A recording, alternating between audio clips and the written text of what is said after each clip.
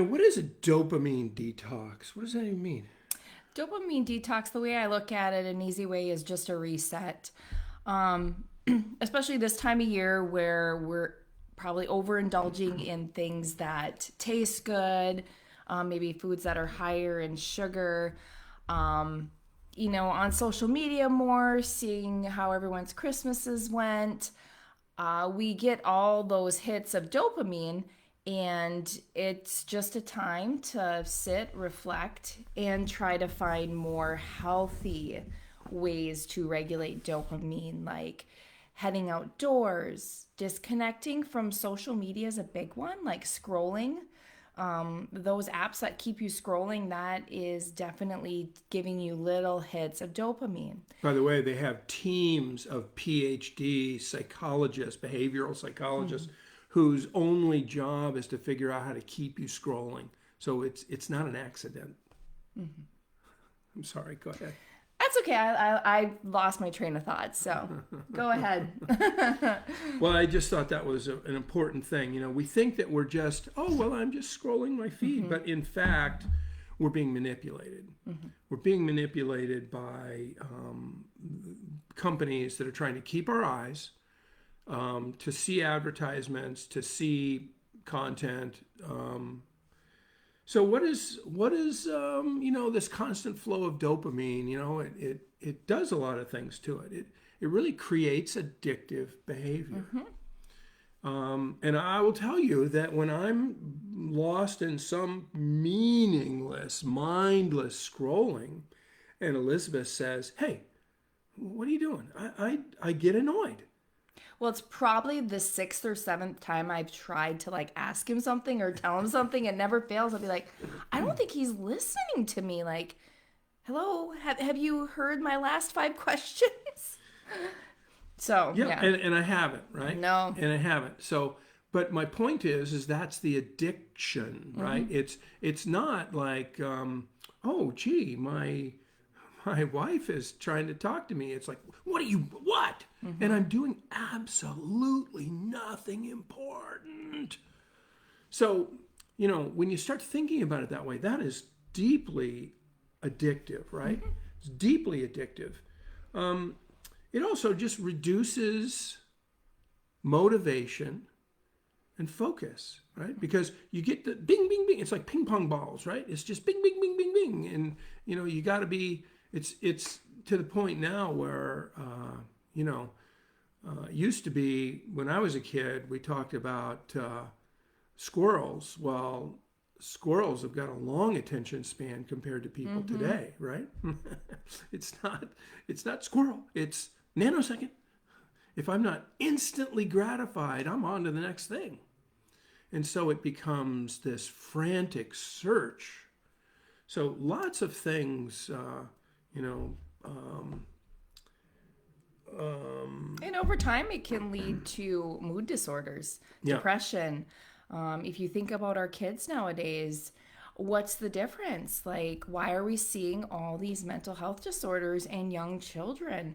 And if you look back at social media, the iPhone, or any type of smart device, you can really draw it back to the start of these disorders at such a young age with use of these technologies. and it's So important to teach our kids to detox so they look by example. Oh, don't go on your phone after 8, but here, let me sit on the couch next to you on mine. That doesn't work. We also have to lead by example for our next generation. yeah, I think that's really hugely important. And it leads to this huge emotional dysregulation, not just obvious depression or anxiety or those things, but just sort of the inability to manage and be fluent and fluid with our emotions. Just living with this level of irritability because we're not stimulated enough at this exact time. So these are big issues. So what do we do about it? I think it starts with putting down the devices Yeah. and connecting to those around us. Using my Being device for more show notes, by the way. being more mindful, going outdoors. There's healthy ways to get dopamine. It's these unhealthy ways that we're talking about. So Yep. going outdoors, being in nature, eating healthy foods, And being mindful about it. healthy relationships, meditation. I tried meditating this morning. I got up at 6. And I could feel, even though I hadn't been on any social media, I had been not on my device at all, my brain still felt like a ping pong ball. And I actually had to stop and I went to journaling instead, which is also a great way to kind of release things and listen to your thoughts, jot them down, let them go. So sometimes it's just doing activities like that too. Those little things can help bring balance. And it doesn't have to be a month-long silent retreat. Right, we're talking about, just like you get little hits of dopamine, you can have little hits of detox too.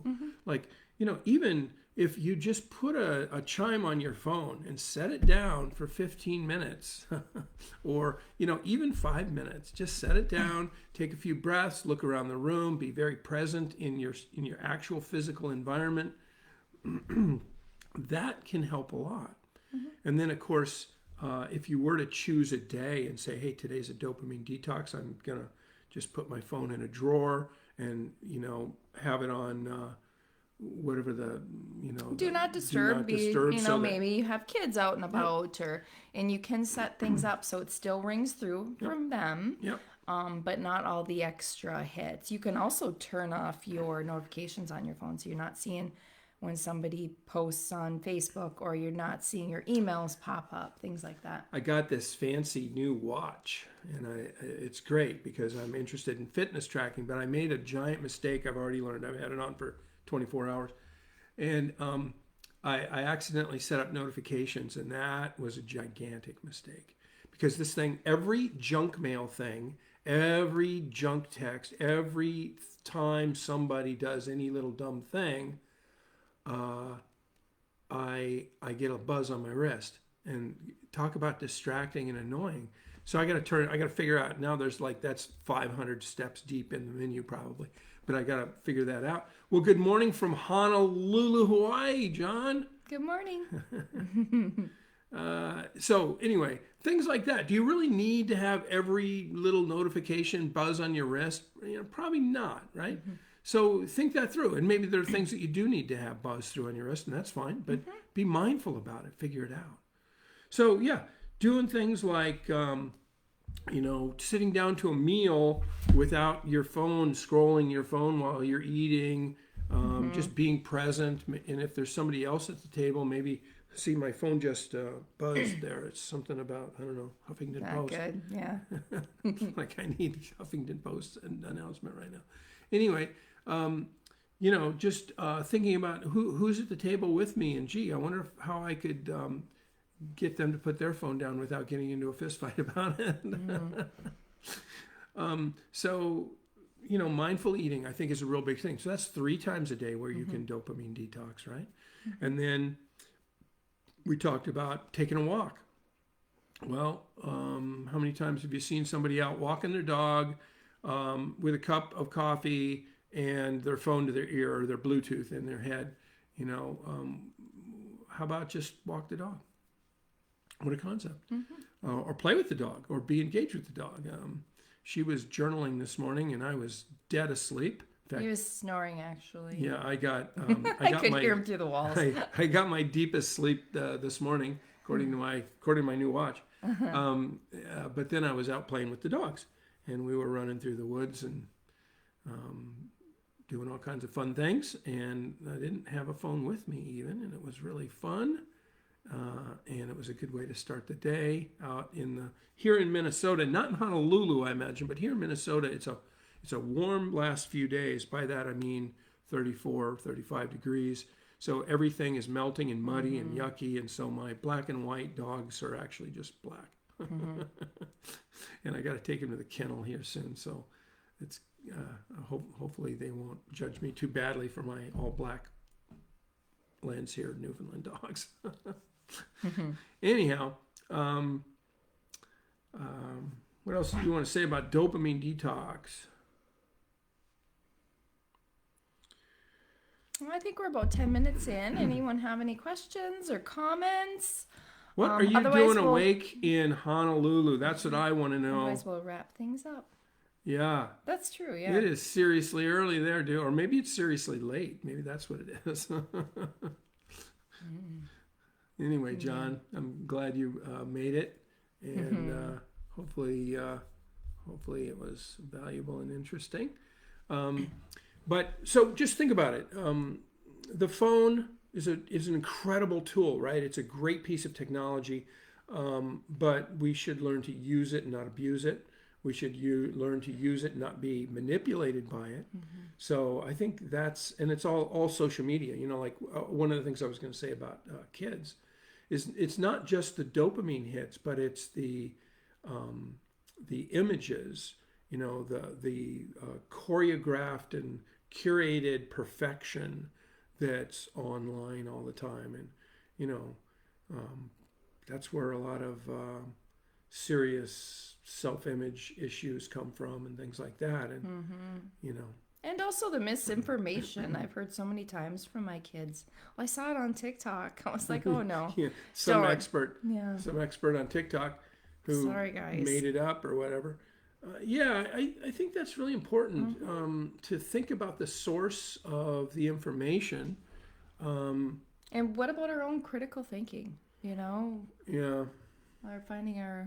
creating our own information, and yeah, I think that's really important. It's another foggy day out there, isn't it? I didn't notice that. Yeah. Okay. Well, listen, we're trying to keep these short and sweet, and we will be back next Friday. We're talking about maybe doing these more often, even with. We're actually back next Wednesday. We're back on New Year's Day. We're gonna pop on New Year's Day.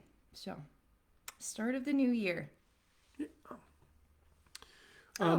Thanks, Judy. Yeah. So next Wednesday, next Friday, and we'll see you then. And have a great day, and think about putting your phone down for a minute.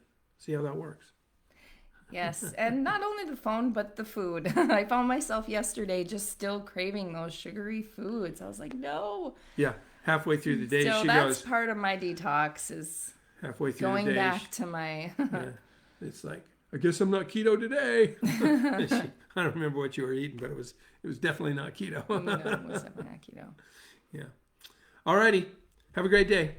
Bye. Bye.